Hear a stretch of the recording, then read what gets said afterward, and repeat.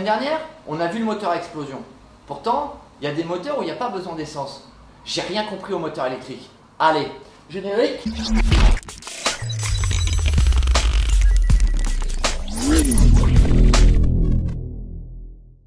Bonjour à tous, c'est Obian. Aujourd'hui, on va répondre aux commentaires de Loïc et d'Axolotroll. On va donc voir comment fonctionnent les moteurs électriques. Étant électricien de métier, je sais qu'il existe des tas de moteurs électriques. On va s'attacher à en expliquer qu'un type. On va parler du moteur universel. Pour tous les phénomènes de base en électricité, j'ai fait une vidéo il y a quelques semaines. Bon, commençons par les bases. On prend un fil, on l'enroule, ça nous fait une bobine. Cette bobine, on va l'alimenter en courant continu. Le fait de l'alimenter en courant continu, cette bobine va devenir un électroaimant. En effet, à l'alimentation, il y a un pôle nord qui va se créer d'un côté de la bobine et de l'autre côté, un pôle sud. Si j'inverse le plus et le moins au niveau de l'alimentation de ma bobine, eh bien les deux pôles vont s'inverser. Le nord devient sud et le sud devient nord.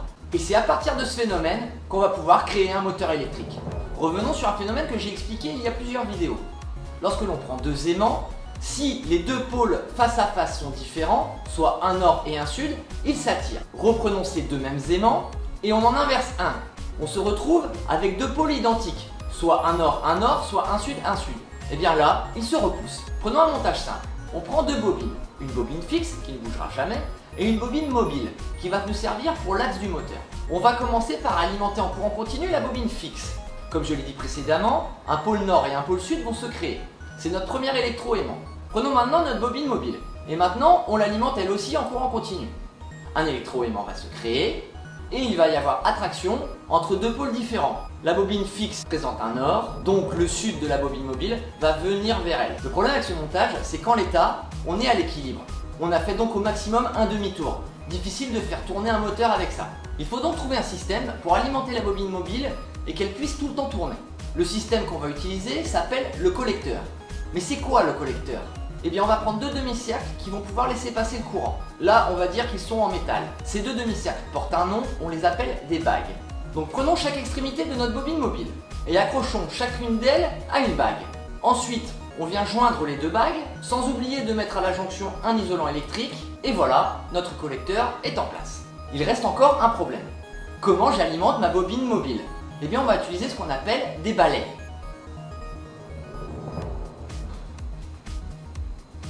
Les balais vont être en permanence en contact avec le collecteur. Chaque balai étant relié lui-même soit au plus soit au moins de l'alimentation électrique, on a bien le parcours d'un courant au sein de la bobine mobile. Maintenant, alimentons les deux bobines et regardons ce qui se passe. J'alimente donc ma bobine fixe, je crée donc un électroaimant avec un nord et un sud qui resteront en permanence à leur place. Ensuite, j'alimente ma bobine mobile. Je pars du plus de mon alimentation, je vais vers le balai, j'arrive sur une bague, j'alimente ma bobine, je passe ensuite par l'autre bague et je vais vers le moins. Il y a donc création d'un nord et d'un sud au sein de la bobine mobile. Le nord de la bobine fixe va attirer le sud de la bobine mobile, la rotation commence. Mais lorsqu'on arrive à l'équilibre, on inverse le sens du courant dans la bobine mobile. Comment est-ce possible ? Eh bien tout simplement, lorsque les balais passent d'une bague à l'autre, le plus alimente la bague où juste avant c'était le moins, et le moins alimente la bague où juste avant c'était le plus. On inverse donc le sens du courant dans la bobine mobile, ces pôles sont donc inversés eux aussi, et on reprend le cycle, le nord de la bobine fixe attire le sud de la bobine mobile, et la bobine mobile tourne donc en permanence. Ça y est, on a un moteur fonctionnel. Fonctionnel oui, mais avec deux alimentations électriques. Réfléchissons un peu, est-ce qu'on ne pourrait pas avoir une seule alimentation électrique pour faire fonctionner ce moteur ? Vous vous doutez bien que si je vous pose la question, c'est que la réponse est oui. Comment ? Eh bien en appliquant ce montage. C'est ce qu'on appelle le moteur série. Ouais, je t'ai dit tout à l'heure que le moteur c'était un moteur universel. Je peux savoir pourquoi c'est universel ? Mais oui, tu as raison. Pourquoi ça s'appelle un moteur universel ? Eh bien revenons au principe du moteur qu'on vient d'expliquer. L'alimentation électrique est une alimentation continue. Est-ce qu'on ne pourrait pas lui appliquer une alimentation alternative ? Pour rappel, le sens du courant continu va du plus vers le moins, alors que le courant alternatif, lui, va dans un sens puis dans l'autre. Il fait comme des va-et-vient. Moi j'aime bien quand ça va et ça vient. Maintenant, alimentons notre moteur série en courant alternatif. Pour expliquer le principe de fonctionnement en alternatif, on va y aller étape par étape. La première étape va être l'alimentation du système. Au moment où j'alimente mon moteur, le courant va dans un sens.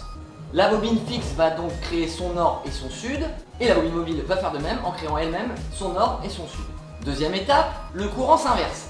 Les pôles des deux bobines vont eux aussi s'inverser, Du coup, le nord qui attirait le sud devient un sud qui va attirer le nord. Du coup, du point de vue du fonctionnement, il n'y a aucun changement.